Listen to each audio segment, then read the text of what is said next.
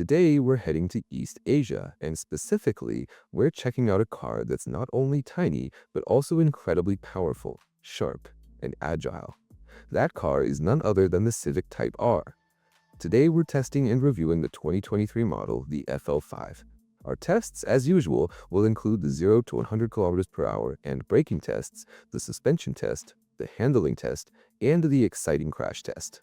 First up, let's check out this car's acceleration and see what this little monster can do.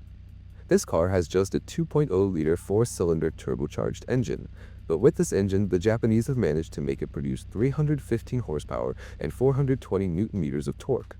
This power is sent to the front wheels through a 6-speed manual gearbox. Let's see how many seconds it takes for this 1,430-kilogram car to go from 0 to 100 kilometers per hour, and then we'll test its braking. 3, 2, 1.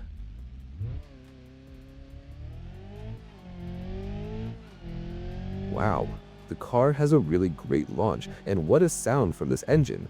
I don't even think it took 5 seconds. Now let's check out its brakes and see what this sports car can do in this test. Whoa, what braking? I can't believe it. What a stop. Only 32 meters. Just 32 meters. That's extremely excellent. Absolutely fantastic. Now let's move on to this car's suspension. For the suspension part, to be honest, I don't have any particular expectations for this car. But as usual, we'll start with the cobblestone road. We can see it doesn't have a good suspension in terms of softness at all, but it's very useful elsewhere. On this other surface, we see it really doesn't perform well either. Even here, where most cars perform well, it doesn't have an interesting performance and transmits vibrations. On the bumpy road, don't even get me started, it's terrible. Seriously bad. I should say terrible 100 times. But honestly, none of this matters for this car, because on the rough terrain, while it's true it doesn't perform well, on the other hand, when it comes to handling, this car is the best in my opinion. You can't beat it. Let's head to the exciting handling test. For the handling test, I started at 55 kilometers per hour. You won't believe it, these speeds are child's play for it. It passes them easily. After it handled 55 kilometers per hour, I added 5 kilometers per hour and brought it to 60 kilometers per hour, and again, the car showed amazing performance. After that, I increased the speed to 65 kilometers per hour, and again, the car went through the course as easy as pie. Now things get a bit tougher when I set the speed to 71 kilometers per hour. At this speed, the car still showed good performance, though I expect more from its suspension, which we'll see later it fulfills. I increased the speed from 71 kilometers per hour to 75 kilometers per hour, and the car still managed to complete the course, though it struggled a bit and the car slid a bit, but it still has very good performance. Now let's add another 5 kilometers per hour and bring it to 80 kilometers per hour. Let's see if this car can. As you can see, this car easily managed to complete the course. It's safe to say it's the first car in our tests that managed to pass this test at 80 kilometers per hour, setting a record. After this, I increased the speed to 82 kilometers per hour, but unfortunately the car can't handle the course perfectly here. It hits one of the cones. If you overlook that, you could count 82 kilometers per hour for me. If not, whatever you say, we'll count it as 80 kilometers per hour. Definitely tell me in the comments. Before we move on to the exciting crash test section, if you liked this video, don't forget to like, subscribe, and comment, and tell us which car to test and review next. Let's head to the crash test section.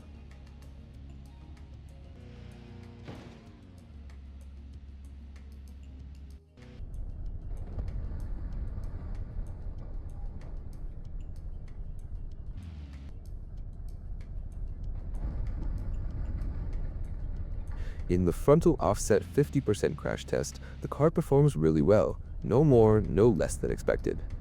As you can see from the interior view, the occupants are in very good safety and no particular problem occurred. In the full-width frontal 100% crash test, the car also showed really good performance and the occupants are completely safe. As you can see from the interior view, the performance of this car's safety systems has been very good. So far, this car is really a great car, especially for young people.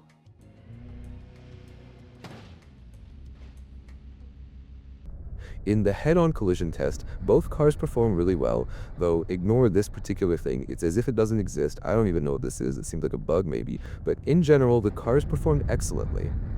You can observe this from the interior view as well. Let's move on to our new test, the rear trailer impact test.